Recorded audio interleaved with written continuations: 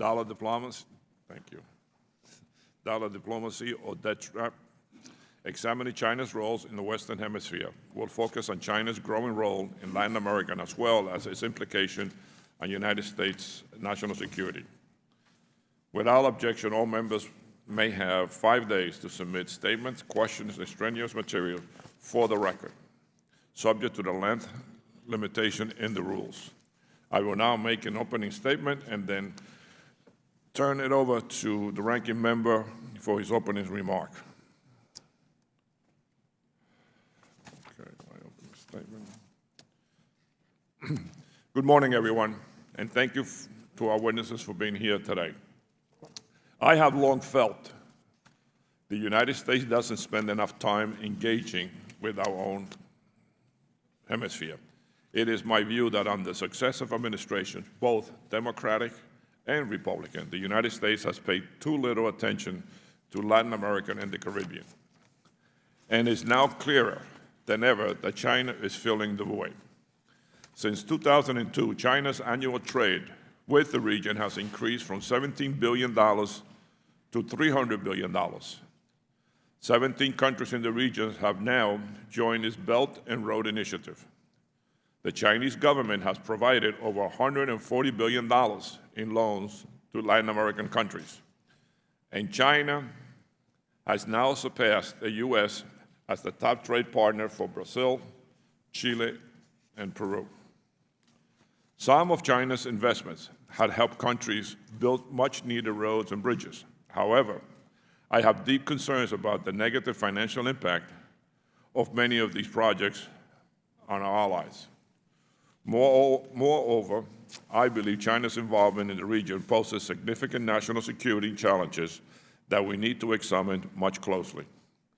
In Venezuela, China has propped up a brutal dictator, providing $70 billion that enable Maduro and his cronies to plunder state resources while mortgaging their country's future. China's state-backed telecoms giant ZTE has helped the Maduro regime develop a system of social control to monitor people's activities and voting behavior and distribute or withhold state resources depending on their loyalty to the regime. In Ecuador, China has constructed a multi-billion-dollar dam that is an engineering nightmare. The Coca-Cola Sinclair Dam is only 2 years old, but has thousands of cracks. It is routinely clogged with debris, and it sits next to an active volcano. In the words of Ecuador's energy minister, China took advantage of Ecuador. Now, Ecuador is exporting 90% of its oil to China to pay back the debt for this disastrous dam. China's engagement goes well beyond securing access to natural resources. Chinese state-backed companies have carried out over 20 port projects, obtaining access to strategic waterways like the Panama Canal and creating serious security concerns for the U.S. Its telecommunications company, ZTE, and Huawei have built networks in at least 24 countries, despite their record of stealing intellectual properties and helping the Communist Party conduct spying and surveillance. In the last 3 years, China has worked aggressively to isolate Taiwan, successfully persuading Panama, the Dominican Republic, and El Salvador to no longer recognize Taiwan.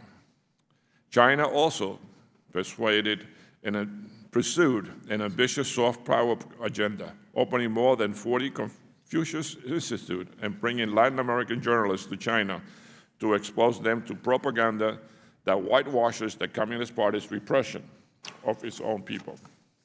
We need to be clear-eyed about China's ambitions and the impact it is having in the region. And we shall meet the challenges of China's rise by deepening U.S. engagement with our own hemisphere, not by cutting our diplomatic and foreign assistance programs. I look forward to hearing from the experts with us today about what the U.S. can do in accordance with allies to address the China challenge and advance our shared interests. Thank you, and I now turn To the ranking member, Mr. Yoho from Florida. Thank you, Mr. Chairman. I appreciate it. I appreciate our witnesses being here. Before I start, I got to give a shout out to Mr. Dean Phillips of Minnesota. He and I participated last night in the Celebrity Chef Cook-Off for the March of Dimes, and he was the winner of the event, so congratulations. What did you bring? We look forward to your potato latkes. That's the magic, potato latkes. Thank you, Mr. Yoho. You betcha, man. I appreciate you doing that. They raised $1.3 million for a March of Dimes. Oh, that's true. It is. I can't thank you enough for having this hearing. And to stress the importance of this hearing, this is the third meeting on China in foreign affairs this week. If I'm China, I'd probably say, isn't that great? You know, they're focusing on us because we have done so much. Yes, it is, and we commend them for their success, but not at the expense of other nations. Mr. Chairman, I want to thank you for holding this hearing today on a very timely topic for China and the Western Hemisphere. The issue of China is one that I follow closely as a ranking member of the Subcommittee on Asia and the Pacific and Nonproliferation. First, I want to start off by recognizing the ranking member of this subcommittee, Mr. Francis Rooney, who is out recovering from his recent surgery. We wish him the best for his recovery and look forward to seeing him back here in this chair real soon. I'm deeply concerned about the increasing influence of China in the Western Hemisphere. Just last week, I returned from a congressional delegation visit to the region with Chairman Series and Mr. Meeks, Ms. Torres, and it was clear to me in my conversation with many regional leaders that they also share our concerns towards China. The behavior of the Chinese government and Chinese firms undermine the sovereignty of national security, not just of their countries, but of the United States and the Western Hemisphere. The clearest example is China's involvement in Venezuela. It is no surprise that China has been involved in propping up the murderous regime of Nicolas Maduro. China invested over $67 billion in Venezuela and still owed close to $20 billion. The Chinese chose to invest in Venezuela despite years of economic mismanagement by the Maduro regime and its overt contempt for democracy and the rule of law. This is straight out of the China's playbook for engagement throughout the world and demonstrates how China refuses to adopt to international standards as it expands its global influence. As the Chairman brought up, with China's Belt Road Initiative in Asia and Africa, the Chinese are now moving to implement the initiative in the Western Hemisphere, recently signing BRI agreements with Peru and Chile. Make no mistake about this, with the offer of the Huawei and ZTE technology that we know they've given to the Maduro regime, China is looking to harness and capture despotic, authoritarian regimes and give them a tool that they can manage their people and get their people to submit to serve their government. We are so blessed in this country to have a government that we say our rights come from a creator, not from government, that government's instituted by we the people to protect our God-given rights. Our government empowers people. That's Western democracy. That's what we do, and that's what China, Russia, and these other countries that are involved, in this case, China in the Western Hemisphere. They're picking up these people to take advantage of weak militaries and propping them up at the expense of the citizens. Let me be clear, we're not telling sovereign nations who they can and cannot do business with, and we understand that China will remain a significant trading partner in the region. But it is important that our partners in the region are aware of the inherent risk of closer engagement with China that include financial debt traps, lack of transparency in business deals, and undue political influence, among others. As you brought up, Ecuador is an unfortunate example of the risk of dealing with China. I'm not going to repeat what you said, but the way I understand it, the hydroelectric dam that they built can't even run at maximum capacity. I think it's only been run up to 50% capacity, and it vibrates so bad because of the poor stainless steel that was put in there that they're afraid to run it any higher. And then who would build at the base of a volcano, active one? The lack of transparency in China's business deals are especially concerning for the region as it contributes to the widespread corruption that many of these countries are struggling to address and erodes good governance. Thankfully, some countries in the regions have begun to push back and wake up. We welcome these opportunities as the U.S. strives to be the partner of choice for all countries in the Western Hemisphere. However, many challenges remain in overcoming the allure of Chinese influence in the region, and it requires increased and strategic engagement in the region that demonstrates the short and long-term benefits of doing business with the U.S. I was proud to lead on two important pieces of legislation, the BUILD Act and the Championing U.S. Business Through the Diplomacy Act, that will play a critical role in countering China's influence. U.S. engagement in the region must continue to highlight the U.S. priorities, transparency, corporate social responsibility, the protection of intellectual property, and long-term sustainable results. Congress will play a critical role in promoting the U.S. as the best partner of choice in the region, while also ensuring that China plays by international standards so it can help countries develop their own potential. Look forward to the testimony of three expert witnesses, and I yield back. Thank you. Thank you very much, Mr. Yoho. Let me introduce first Ms. Margaret Myers, Director of the Asia and Latin American Program at the Inter-American Dialogue. She established the Dialogues China and Latin America Working Group in 2011 to examine China's growing presence in the region. Before arriving at the Dialogue, Myers worked as a Latin American analyst and China analyst for the U.S. Department of Defense. We welcome you to the hearing. We will then hear from Mr. Brian Fonseca, Director of the Jack D. Gordon Institute for Public Policy at the Florida International University. At Florida's International University, Stevens J. Green School of International and Public Affairs. Is that right? Brian's technical expertise is in U.S. national security and foreign policy. Before joining FIU, Fonseca served as the Senior Research Management for Sociocultural Analysis at the United States Southern Command's Joint Intelligence Operations Center, South. Thank you for being here today. And finally, we will hear from Mr. Christopher Walker, Vice President for Studies and Analysis at the National Endowment for Democracy. Previously, Walker was Vice President for Strategic and Analysis at Freedom House and Senior Associate at the East-West Institute. And thank you for being here today, Mr. Walker. I ask the witnesses, please limit your testimony to 5 minutes. Without objection, your prepared written statement will be made part of the record. Thank you so much. And make sure that you please turn your mic when you give your first 5 minutes. Thank you. Thank you. I'd like to thank the committee and subcommittee chairman and ranking members and other esteemed committee members for the opportunity to testify today. I'll be summarizing my written testimony, which I've submitted for the record. As China engages more extensively and with a wider variety of economic sectors in Latin America, this is a critical moment to assess the type, scale, and effect of Chinese activity in the region, and to formulate a well-reasoned U.S. policy response.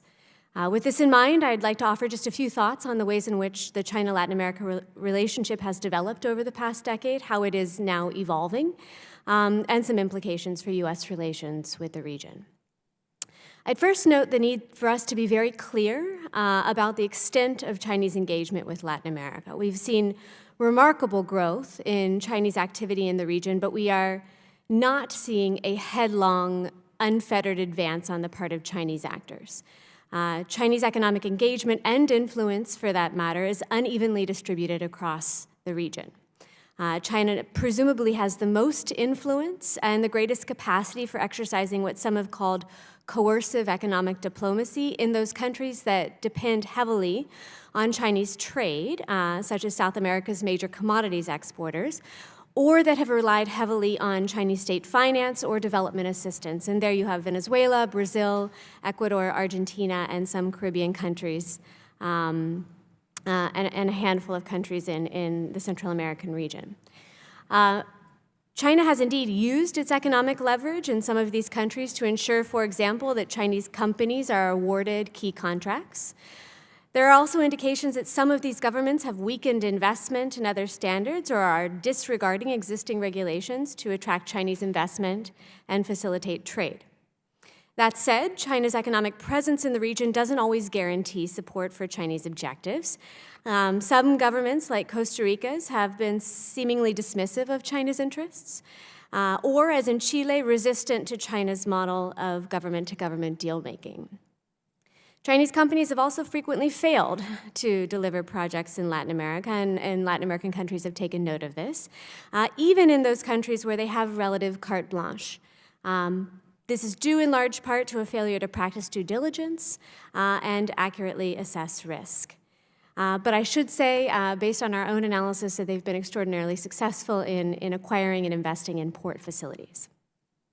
The second point I'd make is that the China-Latin America relationship is evolving rapidly in ways that are both troubling and occasionally encouraging. China's economic objectives in Latin America are largely the same as they were about a decade ago: securing access to raw materials and export markets, promoting Chinese brands, and internationalizing Chinese firms. But the ways in which China defines these objectives and its approach to achieving them has changed over time and will have some implications for regional welfare.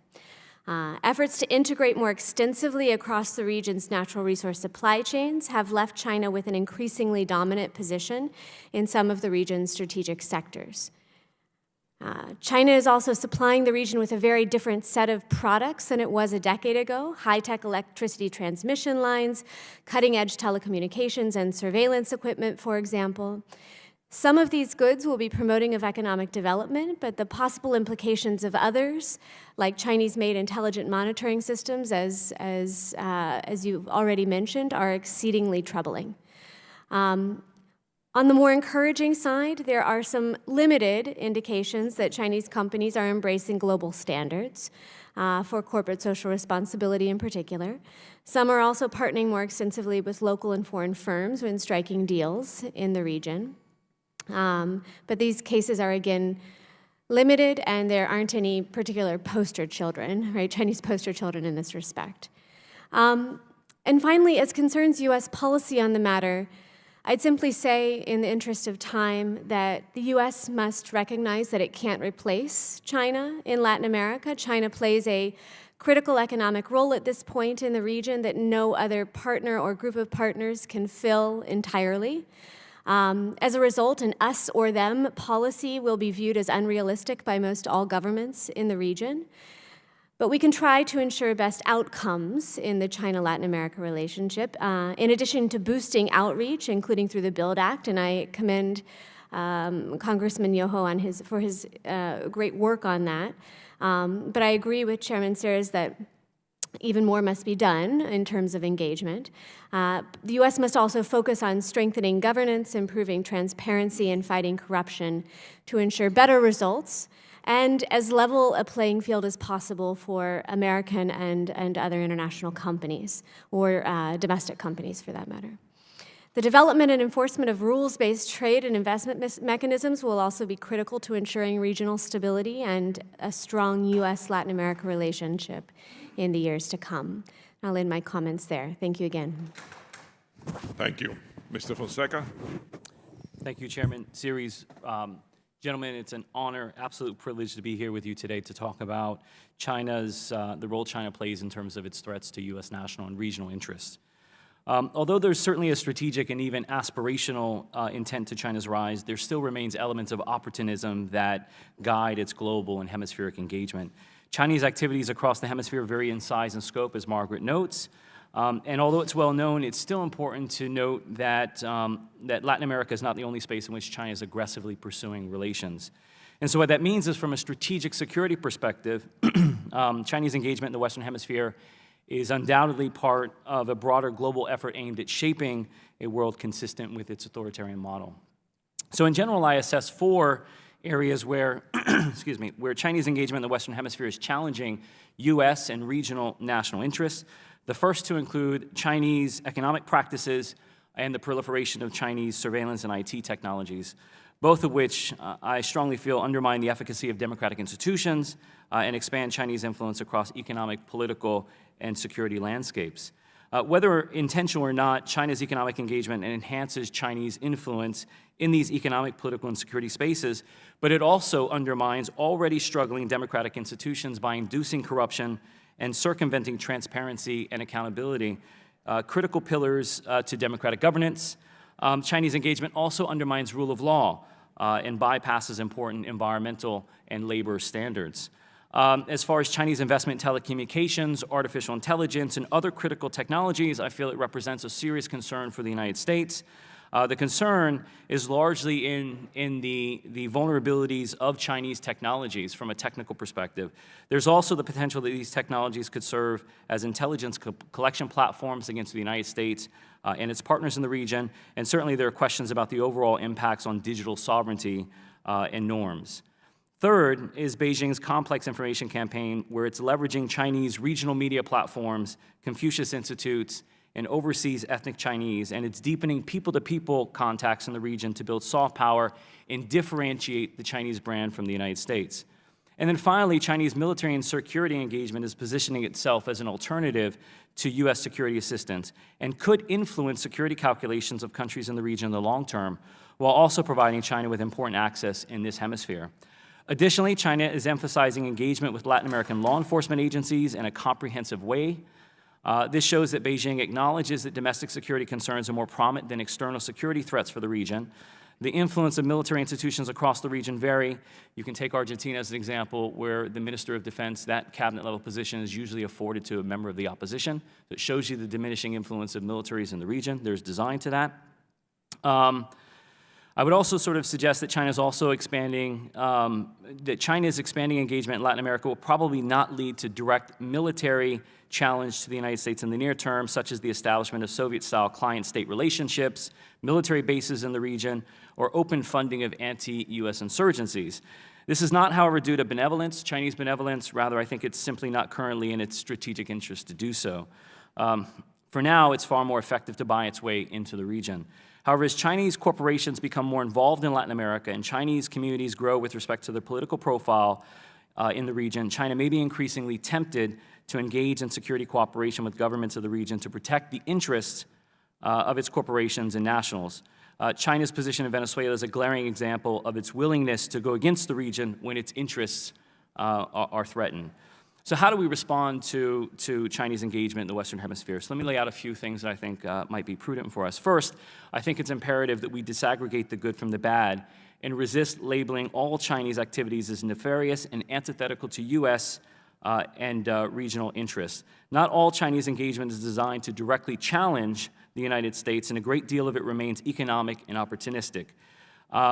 This competition doesn't have to be a zero-sum, and I fear labeling the entirety of Chinese engagement in the region is detrimental to our own regional interests and could entice a self-fulfilling prophecy. At the same time, we must be cautious in divorcing economic interests from political and security interests and recognize that they are all very much interconnected. We should call it like we see it, and call out Chinese activities that we feel run counter to the short, mid, and long-term strategic interests of the region, while helping shape Chinese activities that benefit U.S. and regional interests. Second, we should bolster the governance capacity of our partners in the region. The U.S. should reinforce democratic institutions and values that create resiliency against China's ability to leverage its engagement to promote authoritarian alternatives. We should increase training in key areas such as human rights, transparency, anti-corruption, rule of law, and continue focusing on developing long-term sustainable relations with key partners. This makes tools such as international military education and training, IMET, a key instrument in developing people-to-people connective tissue. Third, we must truly embrace a whole-of-nation approach that strengthens our competitiveness in the region. Ultimately, this is about what we do and what we stand for, far more than it is about China. The rapid growth of Chinese engagement in the Western Hemisphere should serve as a call to competition, not a call to arms for the United States. And competition is something we do incredibly well. But to borrow a sports analogy, you have to be on the field to compete. And that means consistent presence and sustained engagement, a full court press of defense, diplomacy, and development efforts. The United States government should also find new ways to foster greater people-to-people contacts through exchanges among academic institutions, civil society, and of course the American private sector. Strong personal relationships grounded in shared values are our greatest competitive advantage. That said, we must do better to guide, inspire, and support our private sectors into strategically important markets, especially in critical technology sectors. We should also evaluate the usage of the 160 binational centers for Latin America throughout the region. Fourth, we should expand the franchise to include security engagement. And then finally, we must compete better in the information domain. The United States should expose and exploit the contradictions in Beijing's policy and the divisions that exist between China and the region, such as cultural differences, political differences, political systems, and business practices, including overpromising commitments and labor practices. Need you to I wrap know- up, Mr. Fonseca. Yes, sir. I know the Congress and members of this committee in particular are waking up to the fact that we need to pay more attention to this region. Nature abhors a vacuum, and if we're not engaged, the Chinese will. So with that, I thank you for this amazing opportunity, and I look forward to the questions. Thank you, Mr. Fonseca. Mr. Walker? I'd also like to thank the committee for the opportunity and privilege of presenting testimony on this timely and critical subject. China's economic engagement in the Western Hemisphere has been notable for its speed and breadth. In a remarkably short period of time, China has become a major investor and trading partner with a growing number of countries throughout the region. The central point I would like to emphasize, however, is that China's emerging relationship with countries in the region cannot be understood principally on the basis of dollars and cents. This is because China's engagement under the direction of the Chinese Party state is multidimensional, and its interaction with countries in the hemisphere brings to bear a wide range of resources that include but also are beyond the realm of commerce and economics. Through the Belt and Road Initiative and other forms of engagement, China's leadership is placing increasing importance on exerting influence and shaping political operating environments overseas. In fact, over the past decade, China has spent tens of billions of dollars to shape public opinion and perceptions around the world into arenas typically associated with soft power, which is understood as the ability to affect others by attraction and persuasion. Such efforts have included thousands of people-to-people exchanges, extensive cultural activities, educational programs, notably the ever-expanding network of Confucius Institutes, and the development of media enterprises with global reach. Media and information are especially critical in this era. Although information is increasingly globalized and the Internet is accessible to larger audiences, China and other authoritarian states have managed to reassert control over the realm of ideas. For too long, observers in the democracies interpreted authoritarian influence through an outdated lens, even as China embedded itself in democratic societies as part of autocratic regimes' broader internationalist turns.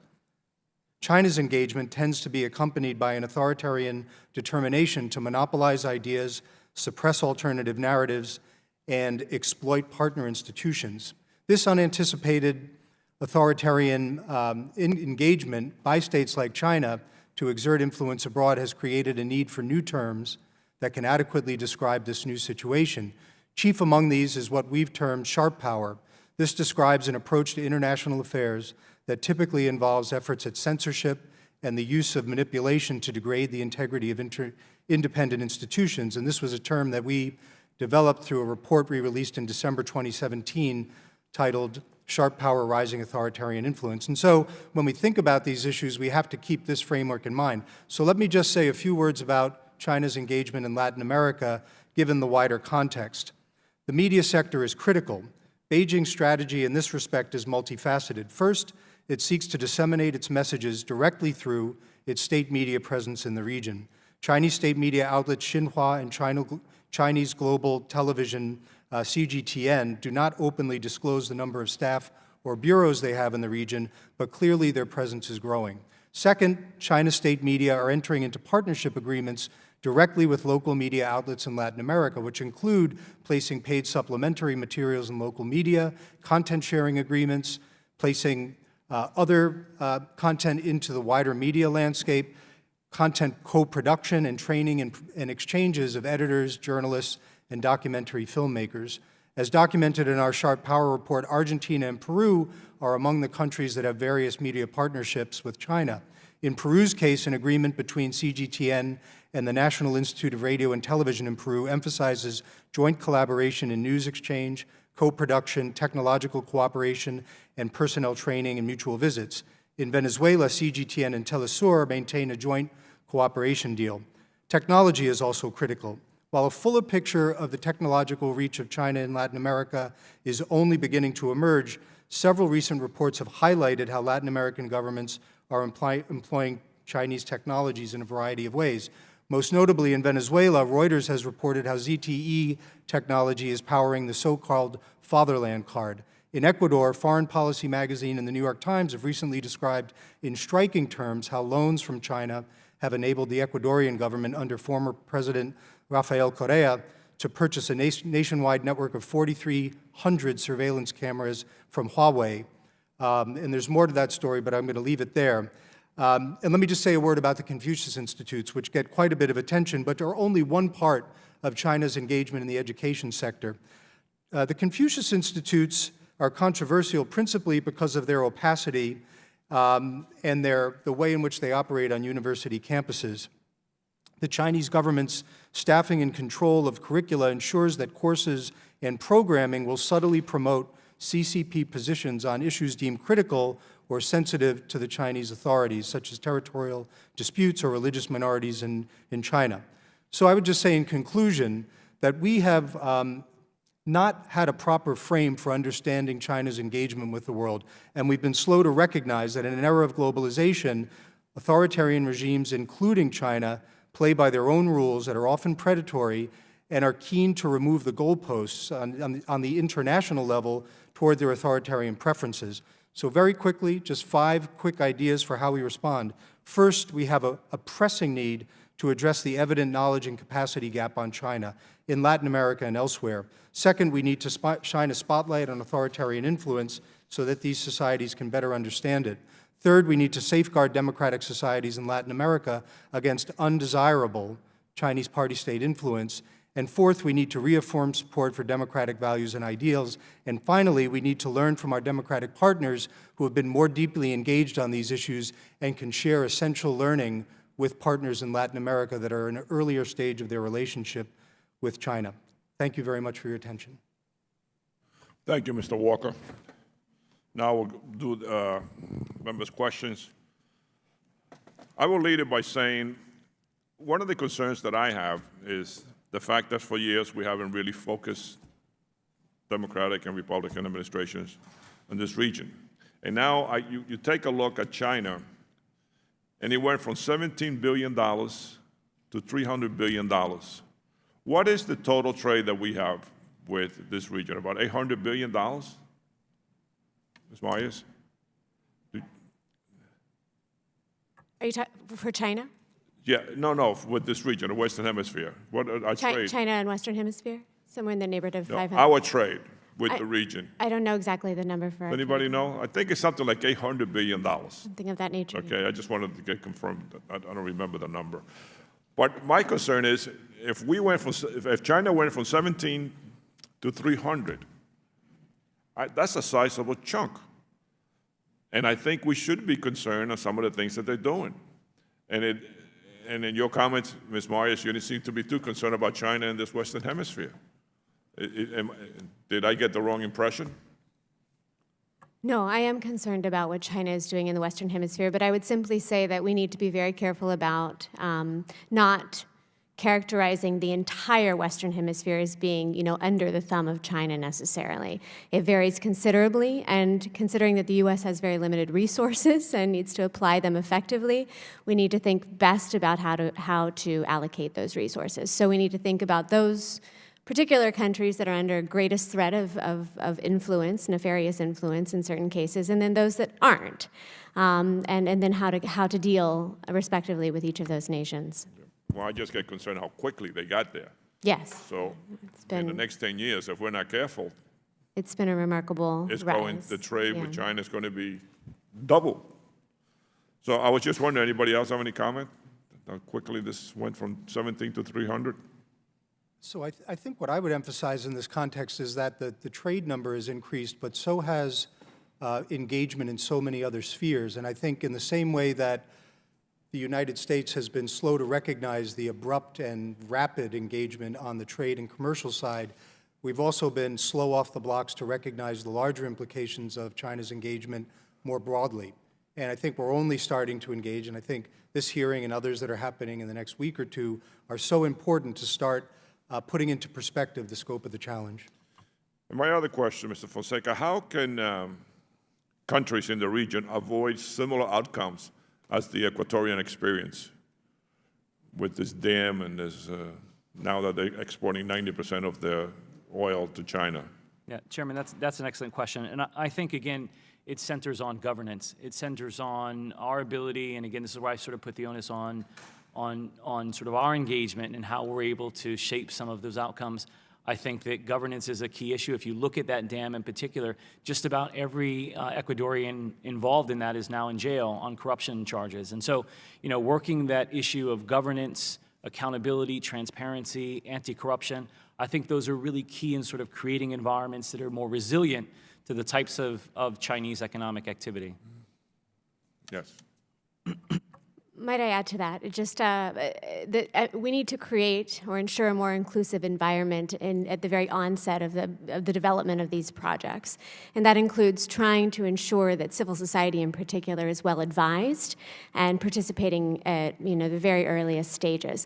Also a strong media presence. As it turns out, a lot of Latin American countries have been very responsive to New York Times reporting on cases like Sri Lanka, and are very aware also of the challenges associated in Venezuela. These are important cautionary tales for them. They take them seriously, and I think will apply them in not all cases, but in some cases in their own decision-making. I recently read an article where China bought a piece of property in Panama because they have this idea that they want to become the Amazon of the Western Hemisphere. I don't know if you read that article, but to me, it's like really reaching. Trying to usurp the U.S. influence in the area. I'm sorry, go ahead. So I think on these issues of how societies, open societies, democracies in Latin America can deal with engagement, which is really full spectrum engagement from China, is critical. And I think at this point, as I noted in the first kind of key issue, is that until those societies have the ability to really understand China's foreign policy, the way in which its business operates, they'll be at a strategic disadvantage. And I think one of the things that we can do with our partners is to provide the sort of support and assistance that helps them help themselves.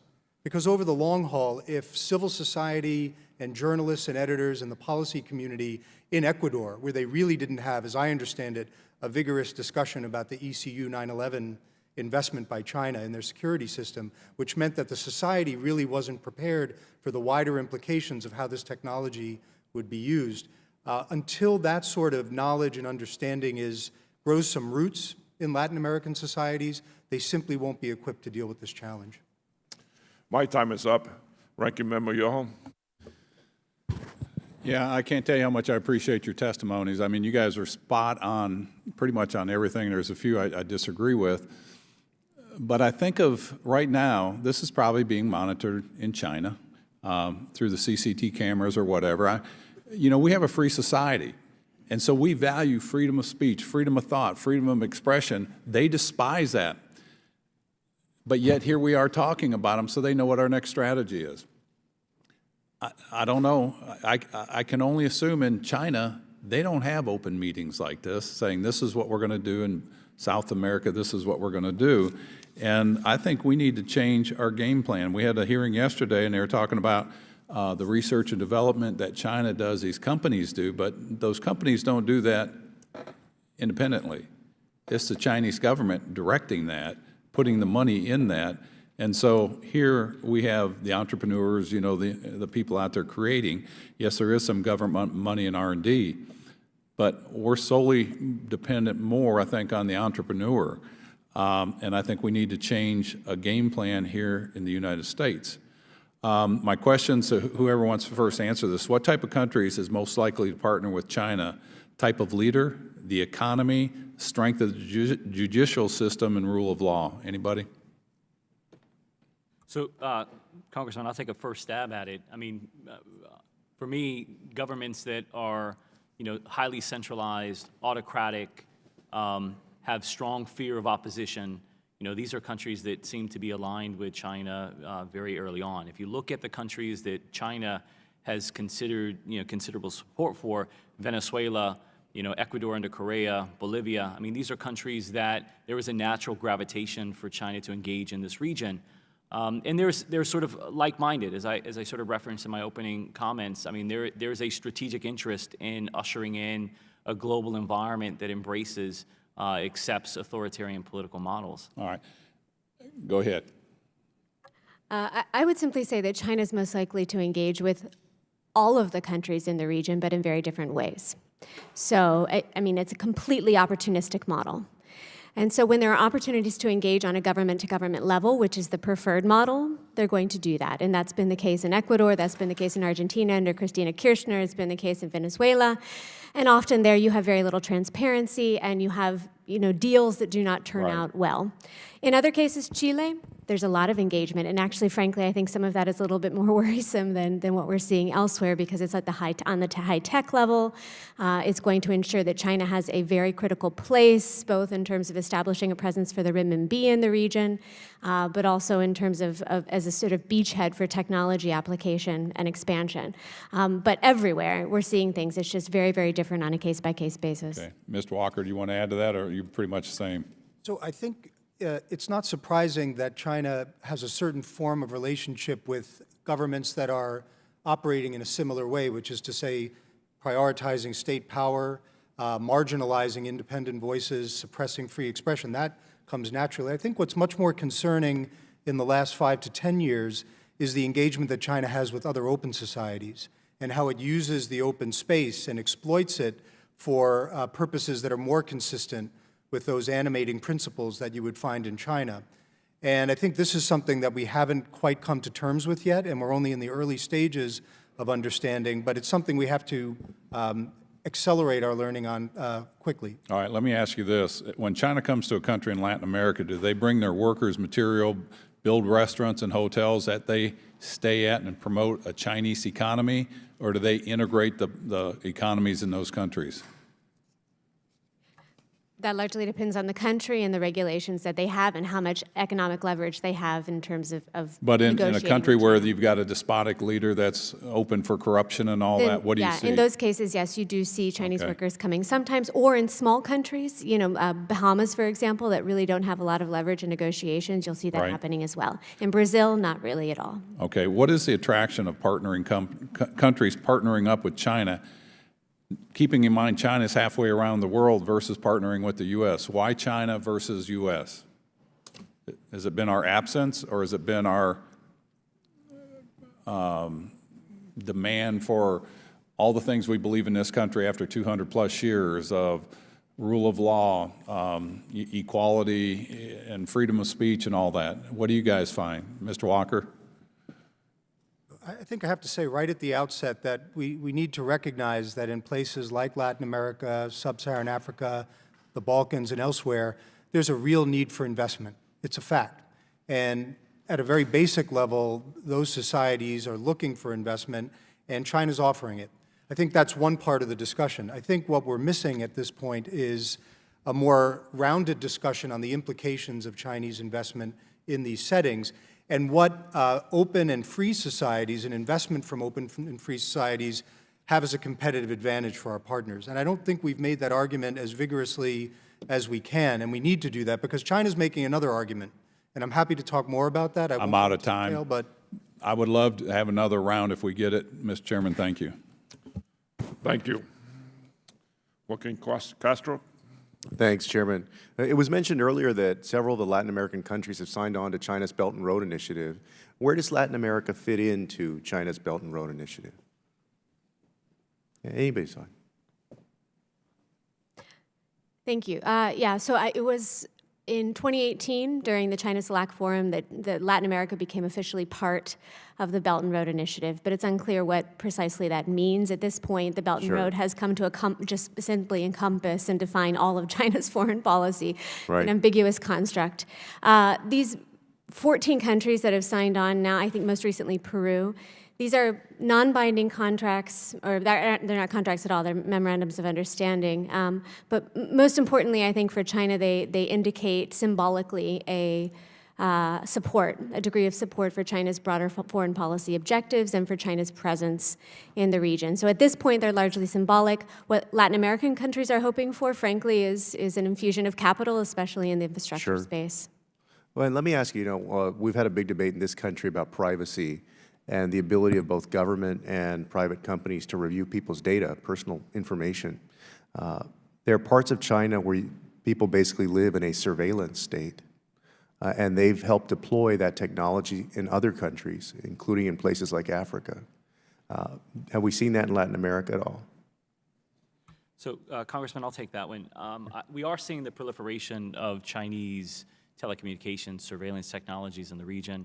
Several countries have bought onto it: Ecuador, Bolivia, Argentina. Others have sort of inquired about and engaging and acquiring those kinds of technologies. I'm not finding any evidence in which China has breached any serious privacy issues there. I think one of the bigger challenges within this context of proliferation of technology is the actual security of the technology itself, right? Lots of independent studies out there sort of question the integrity of the systems, the cybersecurity components that are built into these technologies. And so I think that's on one end. The other end is, okay, that still may give China access to information in the future, though, again, some small cases out there globally that have indicated, some intentionality of the Chinese to be able to have access to that kind of data. Well, it's clear that they're setting themselves up in certain places to be able to collect data and keep that data. Yeah, I mean, in addition to the surveillance, systems, also the big data centers that they've been, engaging on throughout the region. So I think it's hard to define the intentionality of it. We're not seeing evidence that it's actually occurring right now. But I do take your point, sir, that they are acquiring capability in the future that could be leveraged to acquire or breach privacy. Thank you. Mr. Walker? Congressman Castro, you alluded to Xinjiang and others in the outset of your question. In essence, without any checks on the development of technology within the People's Republic of China, they're developing what some call a digital totalitarian surveillance state. The capacity to do this is baked into the technology that's being shared. We're seeing versions of this in Africa. I think the Ecuador case is something that needs to be looked at very carefully, because in the end, it's not just about the technology, it's about the norms and standards that are around it. To the extent that the norms and standards that are being set within China tend to inform, say, the packages that come to Ecuador, that's a problem for all of us. Well, and it can become very tempting for governments when they have the capacity to surveil, to actually engage in that deep surveillance. So if I may add one other, I mean, it is also important to note that the way China views the internet is distinctly different than the way we and the rest of the, Western nations view the internet. So digital sovereignty becomes a really serious question about the norms and behaviors, as Chris is referencing, that are being promoted by China. Just very briefly, this is a critical point, and it's relevant to the region we're talking about, but other regions. This argument that digital sovereignty should be paramount is a euphemism for state control of the internet. And what the United States and its allies in the democracies are fighting for is a multi-stakeholder approach, not a multilateral approach, that basically would keep independence and a multitude of voices involved in the internet and its governance, whereas China's vision, along with countries like Russia and Saudi Arabia, is dramatically different. And this has massive implications for the hemisphere. Thank you all. I yield back. Congressman Michael Guest. Thank you, Mr. Chairman. It appears to me from your testimony, both the oral testimony and the written testimony, that China is using a multifaceted approach, if you will, to gain influence in Latin American countries. That is by way of investment, whether it be direct investment or loans, technology, 5G, surveillance equipment, education that you spoke of in the Confucius Institutes, and we're also now beginning to see military sales as well as military training and military exercises between the Chinese government and governments within Latin America. And Ms. Myers, you spoke a few minutes ago that there are some countries that you feel that are at greater influence from China than others, and I'm assuming that two of those would be Venezuela and Ecuador. What other countries in Latin America do you feel that are at greater threat to Chinese influence than others? Yeah, I mean, I was speaking from the economic perspective, and primarily it's those that are most economically dependent on China, either because they have a very, very small economy and are not receiving infusions of capital at all, or because they don't have access to international credit markets, as has been the case with Venezuela or Ecuador, Argentina in the past, and even Brazil has had some limited capacity there in recent years. Or those that have a really, really dependent trade relationship with China. Brazil is, a primary example there. Peru to a degree, Chile. These countries despite having been critical at times of Chinese policy and Chinese deal-making, have, consistently worked to build even stronger relations. Most recently, we've seen Bolsonaro be very critical of, in Brazil, be very critical of a lot of the deals that have been made in Brazil, and yet now we see most of Bolsonaro's cabinet and he himself talking fairly positively about the relationship. And I think noting that this is one that is extremely important for Brazil and that they are not able to really change the fundamental value or the way in which they're engaging China. And would you agree that based upon the dynamics of each country, they're using different tactics, if you will, to gain influence? Yes. China used an extraordinarily diversified approach to its engagement in Latin America. That it's not at all a one-size-fits-all model.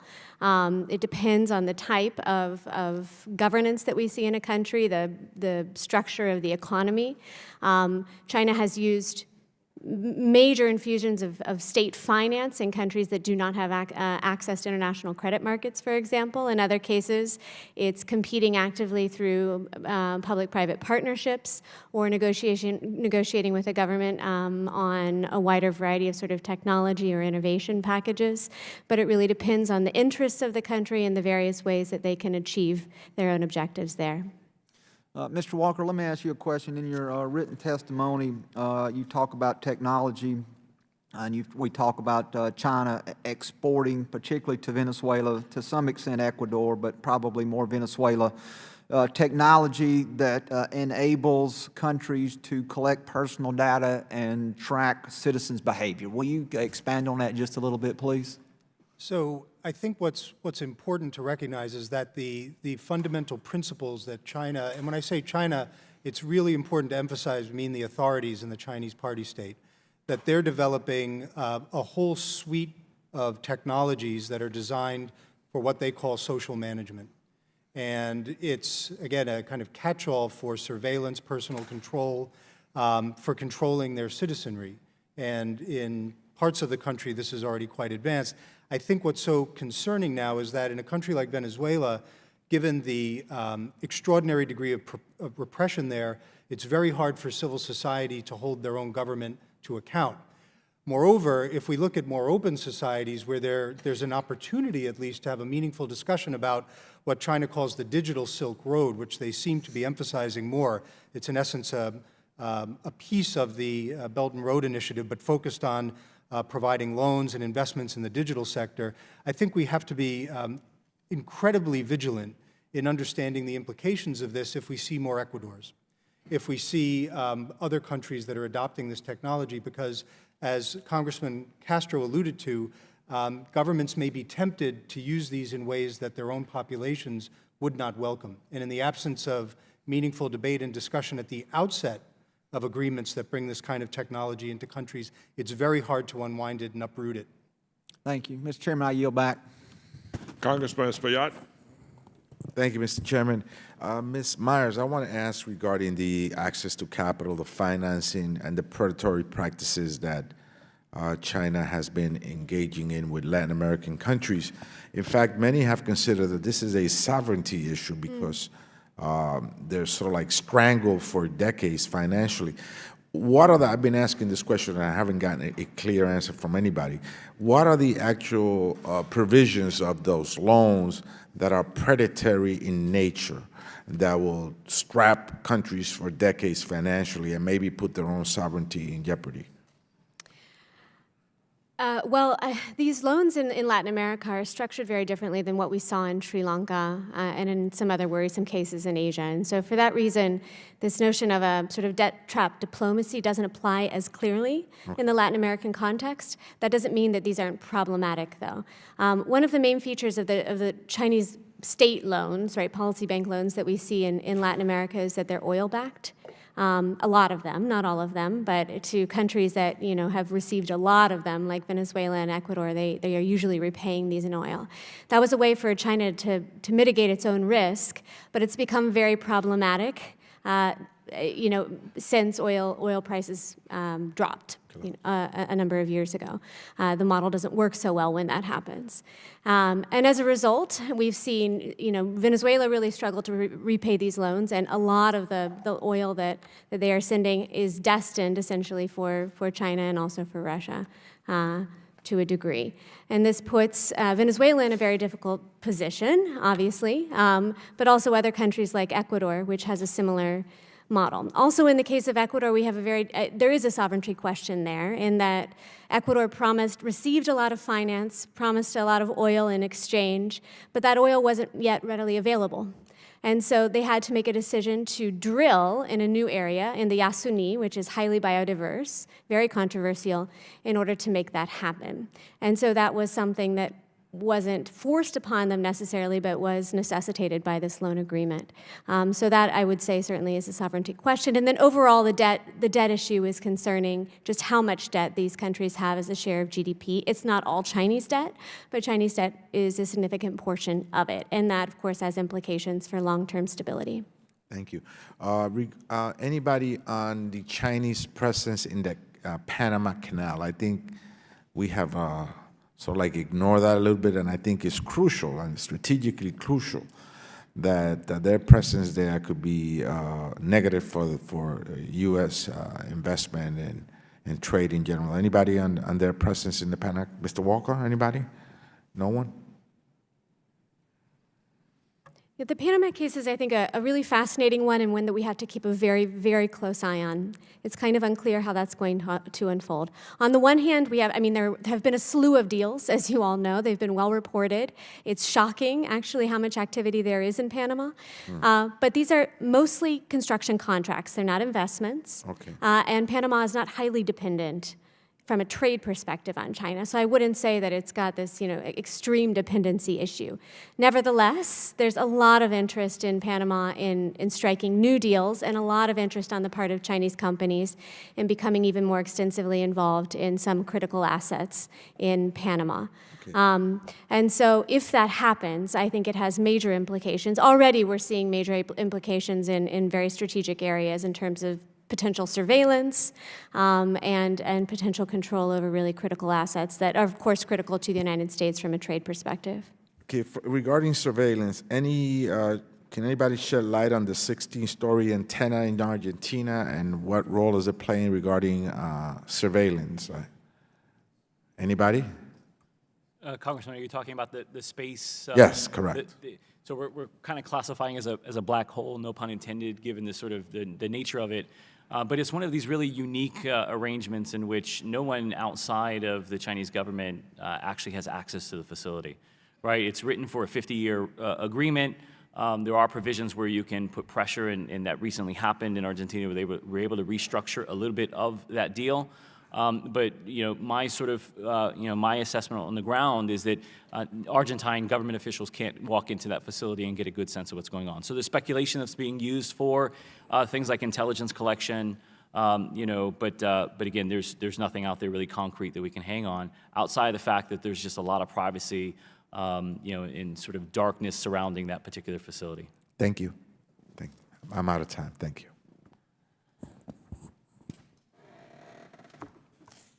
Congressman Chris Smith. Thank you very much, Chairman Sears, and thank you, Mr. Yoho, for bringing up this very, very important subject of Chinese influence in Latin America. Let me just preface my question. Over the last several years, I have chaired the China Commission, my subcommittee, which I chaired for years on human rights. We held a whole series of hearings on Confucius centers. We petitioned and got the GAO to do a major study about how many, what are the terms and conditions of those Confucius centers. And I would ask that some of that be made a part of the record, if I could, Mr. Chairman, because it does underscore what is, I think, euphemistically called soft power. And there was an excellent piece in the National Endowment for Democracy called Sharp Power, because the Chinese are really in an all-out surge for global domination. I think it is real. I see it all over Africa. I've been on the Africa Committee for much of my time on this committee, and chairing or being ranking member now with Karen Bass. And of course, in Latin America, we're seeing it's like as one of our famous New Jerseyans have said, Yogi Berra, it's deja vu all over again. Everywhere we look, it's the same cookie-cutter approach by the Chinese government to influence other countries in this effort to, one, either fleece their raw materials, as they have done so effectively, at bargain basement prices, and that includes oil, wood, and other precious metals, but also to influence governments, as all of you have made, I think, very clear.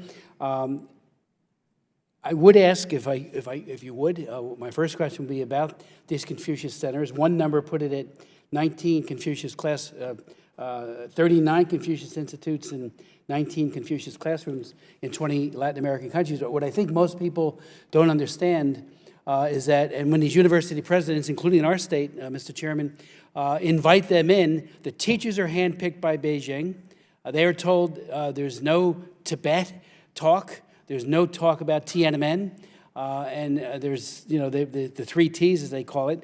And the bottom line is that any thought of human rights being discussed is a demonstrable no. So our own students, Mr. Chairman, are being inculcated in a very, very non-transparent effort to give Xi Jinping's view of the world every single day at these. They claim that it's a way of getting value added, perhaps more language skills, but there's a communist government agenda that permeates the entire thing, and it's all over Latin America, all over Europe, all over Africa, all over the world. Their hope is to get to 1,000 Confucius centers in just a couple of years. They're about halfway there. There's over 100 in our country. And I've asked hard questions. We had NYU here testifying because they have a center, a Shanghai campus. And what kind of influence is it when they give you the building, they give you just about everything and allow you to charge $46,000 per student, which is unbelievably high in China, and how much human rights talk will go on the campus in Shanghai, and who handpicks those students. So they're going all out, in my opinion. So the overarching question is about how they're trying to influence the elites, the academic community, and there's no academic freedom, I don't think, when you have a situation with the Confucius Center, certainly not within the confines of that. So your thoughts on that? The issue of debt, which you've already delved into, but again, I had another hearing last year on Africa. Ethiopia, Djibouti, and some of the other countries are so heavily indebted now, and if you could speak to it about the Latin American countries, because I think they're a little bit behind where Africa was, but they all said what terms, what conditions. They're great. They got huge amounts of money, and now they're, it's like the mafia. The reasons why these loans went out were not just goodwill or even good business. It was influence. We know in Brazil, the FAO is now, Brazil has it, the Director General, but China is now likely, they're supporting the Chinese government in getting that important UN position. So you might speak, I know I'm going a little long, but you might speak to the issue of what the Chinese are doing to influence the Latin American countries vis-a-vis the UN, because we know, they're making an all-out effort to get the FAO top job, and there will be others that will follow. So if you could speak to those, I'd appreciate it. So I might just say a word about the Confucius Institutes at the outset. My understanding is that in Santiago, Chile, there's a one-of-its-kind Confucius Institute regional center, which provides training and support to all the Confucius Institutes in Latin America. So this doesn't get so much attention, but this is just a fact that you might find of interest. And I think as you stress, Congressman, the features that accompany the Confucius Institutes that I find most striking are the way in which they operate within what should be an open academic setting in open societies. And I'll just stress one point to provide a pattern that emerges across a host of the issues you alluded to, and that is, in virtually all of these instances, the agreements that the Confucius Institutes have with the host institutions are confidential and not public. It's really a striking thing. And that doesn't necessarily mean that the content is problematic, but it does suggest that this absence of transparency raises some questions about what the conditions are and so forth. I would note that at a bare minimum, certainly in open societies, we need a better way to bring into the light things that are not in the sunshine. And to the question that came up in the last round of questions on the satellite facility in southern Argentina, apart from all the other questions that are raised, I think what's so striking, it was terribly difficult, as I understand it, for Argentine society to get a handle on what was really going on when that facility was coming online. And in the same way with the loan question, I think, again, separate and apart from any other aspect of this, what we should focus on is what we don't know about the loans. Because what I'm seeing now in sub-Saharan Africa is that independent civil society and investigative journalists are learning after the fact about elements of the loan arrangements that they find striking in terms of prospects of ceding sovereignty if the loan obligations aren't met, in ways that we've seen in other places that have been alluded to, like Sri Lanka. A country like Montenegro is in a very precarious position. Of course, we know the story in Ecuador. But I think this basic issue of transparency and how the societies that are engaging with China in the sphere of education, media, economics, technology, have the ability for themselves to understand just the nature of these agreements and relationships.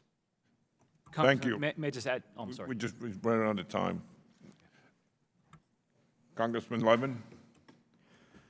Thank you, Chairman Series, and welcome, everybody. Appreciate your participation here. I want to explore further the implications of Chinese development projects for the people and the environment of the Caribbean and Latin America. A 2015 New York Times report on China's investment in international development rightly noted that China has a, quote, shaky record when it comes to worker safety, environmental standards, and corporate governance, end quote. And in Asian countries, projects that are part of China's Belt and Road Initiative have been criticized for degrading the environment, displacing communities, and threatening workers' livelihoods. Ms. Myers, have we seen these sorts of effects in the Western Hemisphere with Belt and Road Initiative projects? We have, yeah. I mean, whether they're called Belt and Road projects or not, they seem to be, very characteristic of the BRI. Yes, some of the most, I think, concerning elements of Chinese engagement with the region are on the environmental and social side, often because Chinese are accepting projects that are of considerable political interest occasionally to leaders in the region, but maybe not of benefit, broadly speaking, to the population. And they are often projects also that have been rejected by multilateral development banks in the past, Inter-American Development Bank, for example, or World Bank, for good reason, because they don't meet safeguards in place. And so as a result, we've seen communities displaced, we've seen rather, extensive environmental effects, and it's also because a lot of what China does is based in industries, sectors that happen to have really extensive environmental impact, extractives, infrastructure. And without the right safeguards in place to mitigate that, then the problems really are quite extensive. So yes, absolutely. So, and if Chinese companies have been involved in these projects, have they changed their behavior when there's been international criticism, if there have been pressures within the host countries or local protests over whether it's environmental or labor, practices? Yes, in some cases. I alluded to some interest on the part of certain companies in adopting corporate social responsibility standards. That is happening on a very limited basis. It's, good and encouraging, and if we can encourage that, that's great. That usually happens when Chinese companies become publicly embarrassed, and there's a reputational risk for China as a whole as a result. And usually that's the result of civil society intervention at whatever phase, or of media attention to a project gone wrong. And do you see the likelihood, based on what the projects that are ongoing or in development, of further backlash in the years ahead, in the months and years ahead here? There are a couple of projects in Ecuador, for example, that will probably encounter some backlash. There are also projects where companies have not done any sort of consultation with local affected populations that will probably run into some major trouble too. And I would say any of the large-scale projects that have been proposed, the Peru-Brazil Railway, things of that nature, may not ever get off the ground because of the controversy that it's associated with them. But if they were to, would be, a focus of considerable attention. And let me just ask you and others another quick, broader question about U.S. policy. Going back to when Mr. Tillerson was Secretary of State, the administration has expressed concern about China gaining a foothold in Latin America and so forth. And yet we're pulling back our own involvement. For example, proposing massive cuts in foreign assistance and now cutting off our aid to the Northern Triangle countries. If China is indeed trying to gain a foothold in Latin America and the Caribbean, does it help or hurt their cause if the U.S. steps back and cuts foreign assistance to the region? How does this make sense, this policy of ours? I can imagine that less assistance or less attention from the United States will help our cause vis-a-vis China. We need to engage more extensively through the BUILD Act, through other mechanisms at the human level across the board in order to be able to sustain a strong relationship and have any chance of competing effectively. And Congressman, I just underscore that. I think it's vital that we remain persistent and engaged at the region. I think this is vital to our interest.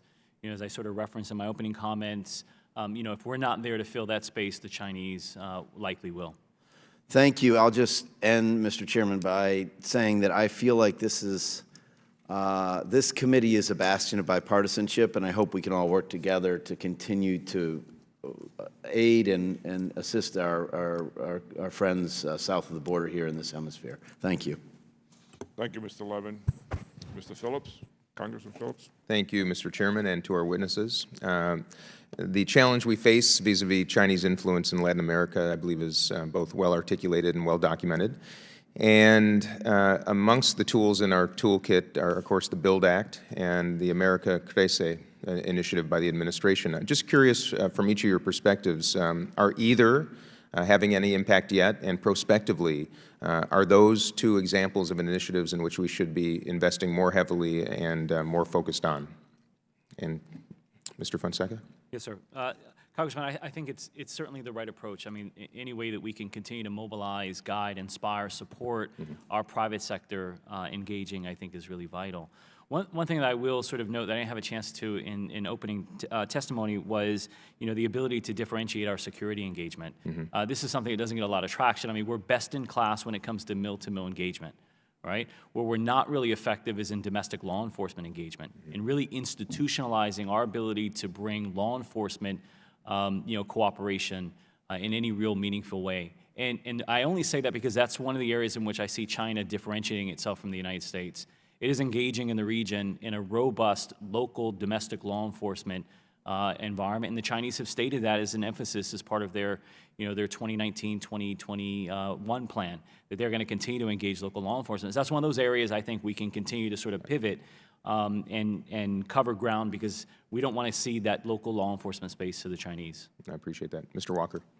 This is a terribly important democratic governance question, because using the Ecuador case as an example, it was ostensibly domestic law enforcement that would be that have a privileged exclusive use of the ECU 911 system that China shared. And in the end, it ended up diffusing beyond that scope. And so, in principle, there's nothing to prevent that from happening in other countries in the region, absent, in my view, the sort of deep-rooted local capacity to understand these problems and deal with them over time. Okay. Ms. Myers, you know, specific comments, but I want to know if there's any evidence of the BUILD Act already having any influence, if it's resourced appropriately, and if not, you know, what we should do. I don't know of any specific examples in Latin America, unfortunately. I know that we had a meeting yesterday, and there was concern on the part of a Caribbean representative that it would be difficult because of the middle income status of some Caribbean countries to actually apply those funds. It's possible, but requires a lot of bureaucratic work. And so any effort we can make, assuming that's an accurate statement, you all would know best, to make that an easier process and to really, facilitate the quick, application of these funds to needed areas, I think would be particularly helpful. In addition, I think these are both great initiatives. They're critical. It's important to apply them. In addition to that, I think there's a need to work a little bit more behind the scenes on boosting regulatory capacity. I mean, if regulations are there, they are followed, generally speaking. if they're there and well implemented, on helping civil society to understand this question a little bit better, and on potentially talking to Latin American countries about investment review processes and how to implement those. Okay. One more question. Are any of you aware of any effort to compile an inventory of infrastructure efforts in Latin America and assess which ones might be vital to our security or economic interests? The Inter-American Dialogue, I guess about 4 months ago, we put together a comprehensive list of transport infrastructure projects in particular, assessing each one according to its level of completion, who the actors are involved, which ones. China Railway stands out as being the prominent example or prominent investor in the region in this space, and by type, road, rail, port, bridge, you name it. What we found is that there are 150 projects that China has transport infrastructure projects that China has expressed interest in since 2002. About half of those have materialized, but most of that over the past 5 years. So definitely ramping up activity of late, and almost all of the really successful cases are in ports. Road and rail, not as much, but there is some progress on that side as well. What we're looking to do now is look at each of those successful cases, right, of investment, and try and understand what the implications are from a security perspective for the United States and economic. Would you all agree, though, that it's in our best interest to identify comprehensively, not just transportation related, but comprehensively all infrastructure projects in Latin America, identify which ones are most impactful to us, and perhaps prioritize? Absolutely. Mr. Walker. And I would stress the technological dimension of this. Yeah, I think exactly. if anything, Ecuador, Bolivia, and Venezuela are indicators that this can grow extensively, and I just don't think we have a handle on it, so it's a terrific point. All right. Thank you all. I yield back. Thank you. We will now go for the second round of questions. Congressman Yoho. Thank you, Mr. Chairman. Mr. Fonseca, is that close? Number one, thanks for being at FIU. That's an awesome university. I think you were the one that said we need to separate the nefarious from the good from the bad with China. I wish I had that level of optimism, as I'm more in line with Mr. Smith and some of the other members here. That'd be like me saying, I've got cancer and that's good because it helped me lose weight, but knowing it's going to kill me in the end. I just see nefarious things with China. I see no good with what they're doing, and I see their march around the world. And this goes back to, studying this for the last 7 years. Is China's goal, is it primarily trade, economic development, or is it strategic in ports and minerals, or bringing down Western democracies, in your opinion? And that's for the whole board. So, Congressman, I'll take a first shot at that. I think it's all of the above. And this is where I think it gets really tricky for us because, I think we have to be careful in divorcing the economic from the security from the political. I think they are very much interrelated. I think, again, there is a hint of opportunism that goes to what China does in sort of the global environment, but it's just so overwhelming and so much, that I think that we should at least consider to pause and just sort of disaggregate what's good, what's bad. In terms of the tactical, operational level engagement, I think it's vital. You look at, and Chairman, you referenced, north of $500 billion has been invested in the region in terms of economic activity from the Chinese. How is that investment actually changing the game in the region to promote good governance, to serve the values and interests, sort of the that we uphold? And so how do we engage China in a way that we can sort of shape some of that outcome and some of that behavior? I'm somewhat concerned about creating a self-fulfilling I'm open for prophecy. suggestions if you have them, because as you brought up, they're partnering up with law enforcement. Right. Well, I know the way they partner up with law enforcement is, hey, here's a tool you can monitor your systems like we do, or your citizens like we do, and I just don't see that paying off for long-term democratic societies that have the freedoms that we believe in the Western Hemisphere. And I see it working totally against that ideology. And I know China's offering their form of socialism with Chinese characteristics. Right. Their characteristics are social monitoring, citizen scores, eroding of democracies and going to totalitarian and becoming a vassal state of China. if you can convince me differently, I'd feel better, I'd sleep better. Anybody? I think I would respond in the following way. They're related but distinct questions of what the Chinese authorities' goal is and what the effect and impact of their engagement is. So I think some of the speakers who are on panels yesterday talking about these issues talked about the paramount goal being the Chinese Communist Party staying in power. And if you accept that presumption, it leads to a whole set of ideas beyond China's borders. But I think if we're talking about the impact and the effect, then it comes back to some of the things that you and your colleagues alluded to of how societies that are engaging with China safeguard their own freedoms when they may be encroached upon by China's engagement. And that's the question I think we haven't come to terms with. Right. Congressman, can I just do a quick follow-up? Sure. Because I think it's an important question. You know, the engagement in the law enforcement space is largely because we're not there. You know, and I think that's an important sort of observation. They're engaging in that space because we're frankly not very effective in doing that. When you say we're not there, I look at all the foreign aid we've given to countries in Latin America. It's over $5 billion in the last 10 years. And a lot of that goes to good governance, getting rid of corruption, and law enforcement. Is it not our absence, but is it the resentment maybe of our system that puts too much pressure on a country? And it's like, I'd rather go to China because that way I can control my people. I mean, there may be some of those pressures there. You know, I suggested sort of the technology itself, like surveillance systems themselves, are not designed to go one way or the other, right? Promote or not, you know, sort of autocratic behavior. It's really the governments that wield, you know, the power over those technologies. And this is where, again, it's space that if we can continue to engage our partners and shape those outcomes, I think it's vital for regional and you know, sort of U.S. national interests. I think long-term we're going to do fine. You know, an oak tree, when you plant an acorn, it grows straight up. People have a desire for liberties and freedoms. We provide that. They don't. Thank you. Thank you, Congressman. Congressman Smith. Thank you very much, Mr. Chairman. Mr. Fonseca, I would like you, if you could respond. But let me just ask another question, too, you might want to speak to as well. In May of 1994, President Clinton de-linked human rights with trade, MFN, with the PRC. He did it on a Friday afternoon. I held a press conference at 6 o'clock. It's still on C-SPAN's archives.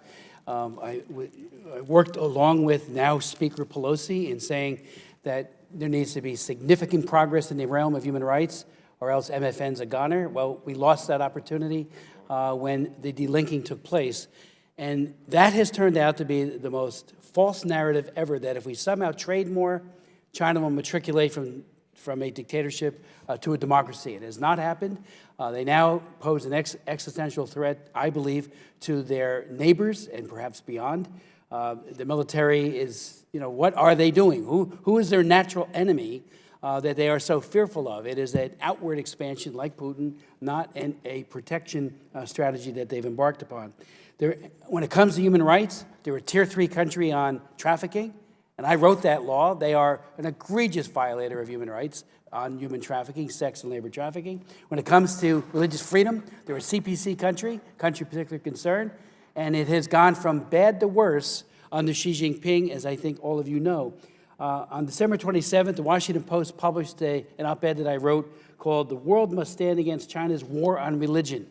And I would ask unanimous consent, Mr. Chairman, if that op-ed could be made a part of the record. Without objection. I appreciate that. And I point out in the op-ed, and many China scholars fully agree with this, that the ruling Communist Party has undertaken the most comprehensive attempt to either control or to destroy all faiths. Falun Gong, Christianity, Muslims, Uyghurs, across the board, Tibetan Buddhists. And I don't know how that mindset does not bleed into their bad governance model that they are trying to promote worldwide. It has to at some point. Their surveillance state, as we all know, is just every church now has to have a surveillance camera monitoring anything anyone might say. So my question is, since all of these leaders now, not all, but many of the Latin American countries are reaching out to get these loans, which now makes them indebted and beholden to China, and other kinds of cooperation, who among them, if any, has spoken out against this horrific repression of human rights in general and religious freedom in particular? There's even a word for it, synodization. where everything that anyone of faith or faith body organization, they have to comport with and do everything according to the communist model. Even Christianity, they're rewriting the Bible right now. So that socialist principles will be embedded in the Bible, and whole parts of it are going to be excised out of the Bible. So my question is, are any of these world leaders, any of the Latin American leaders speaking out against this religious repression? When Xi Jinping comes in, every leader should be saying, hey, great to see you, but what are you doing on human rights? Look what you did to Liu Xiaobo, who got the Nobel Peace Prize. He died in prison, never got attention for the cancer. They let him die from cancer, and I think that was an act of murder. And then simultaneously, his wife was so maltreated as well. What a bad governance model. Somebody has to hold Xi Jinping to account. Please. And then, Mr. Fonseca. So I think we can broaden the question, Congressman. Who beyond the region is speaking out at a high political level from the democracies? And why aren't they? I think it's a very good question. And it leads to something that we didn't touch on, but I think it's so critically important, and it's actually integral to the concept of sharp power. It's things that aren't said for one reason or another. And I think when the Chinese party state engages beyond its borders, it certainly can't control the entire environment in an open society. That's not what it's all about.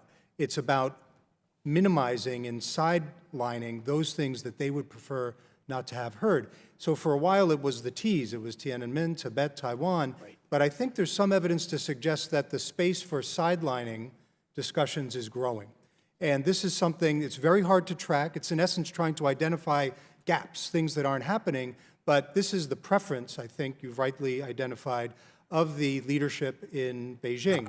And I think precisely because our assumption for the last quarter century that deepening economic engagement would lead to political liberalization and hence put our policies on a track that was in line with that overarching assumption, we've now come to realize that that isn't the case, at least for now. And at some point in the future, hopefully that will prove to be different, but for now it's not the case. And it's not just China.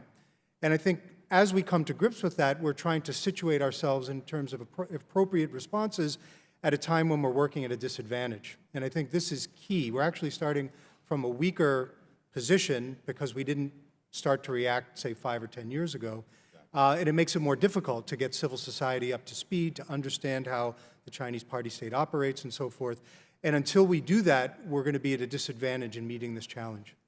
So, Congressman, I'll add, that we are, to underscore Chris's point, at a severe disadvantage when it comes to our ability to mount information campaigns that can rival, sort of China's charm offensive as it's become known. You talk at length about the Confucius Institutes and Confucius classrooms. There's sort of Confucius Institutes well over 40, and the sort of notion of embedding Confucius classrooms in secondary educational institution, again, is all designed to help cultivate a brand that China wants to wield as part of its portfolio of soft power. The other thing I think is really interesting in our space in the region is part of the charm offensive is designed to do a few things. Certainly one is the further isolation of Taiwan, and we keep talking about that. About half of the countries that still recognize Taiwan reside in this region. The other is to continue to stomp out, neutralize dissident movements like the Falun Gong. This is also sort of active in part of the region. The third is really to sort of counter pro-democracy movements, right? Again, ushering in this notion of acceptability of autocratic, authoritarian political models. The other unique thing that doesn't get a lot of traction is about the large overseas ethnic Chinese communities, right?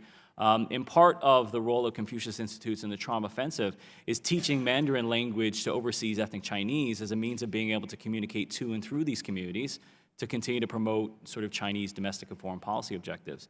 And so that's all sort of cast underneath the notion of this charm offensive in which China's really actively been pursuing this. Ms. Marias, I want to give you the last words before I close the meeting. Thank you very much. I couldn't agree more. I mean, I think we can pretty much give up on the notion that China, due to its internationalization over these many years, is going to change its standards, its ways, its approach to human rights and other issues. It's not an ideal partner, especially and is even an enabler, I think, of some bad practices in the region, especially among those countries that have weaker institutions. And that's why it's absolutely incumbent upon the Latin American countries themselves to have the right regulations, the right standards in place to guide China and to ensure best outcomes. And there are ways, I think, that the U.S. can ensure that those standards, those regulations are stronger, at least, than they are at the moment. Thank you. Before closing, I just kind of find it ironic that the Communist Party has been bringing journalists from the region to China to sort of train them. It is a little bit ironic that such a closed society would actually tell the world that we're bringing journalists over to train them in journalism. Can you imagine that? Well, look, thank you very much for being here. It has been a great hearing, and thank you for your patience, and other members also. Thank you. Thank you.